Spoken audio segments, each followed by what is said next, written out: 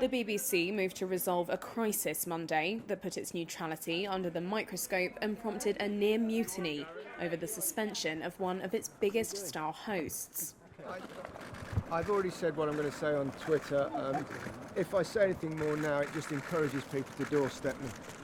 Gary Lineker, a former England soccer captain and now the British broadcaster's highest paid presenter, was reinstated after a weekend of axed sports coverage.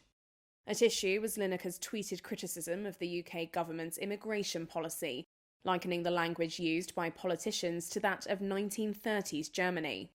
His removal from the publicly funded BBC provoked criticism from staff, opposition politicians and commentators.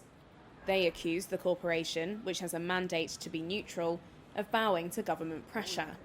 Other sports hosts, pundits and commentators also refused to work in solidarity with Lineker. BBC Director General Tim Davie defended the suspension Monday and said Lineker had now agreed to stick to current editorial guidelines until a new policy is formed. I think I've acted in the right way through this. It's always been difficult. As everyone's been saying on this affair, there's been no easy answers. It's been tough to get the balance right. But asking Gary Lineker to step aside, I think, was appropriate at that moment. Have you spoken to Tim Davie yet, Mr. Lineker? 62-year-old Lineker, a prolific striker who won the Golden Boot with England at the 1986 World Cup, is expected to return on Saturday for the flagship Premier League highlight show Match of the Day.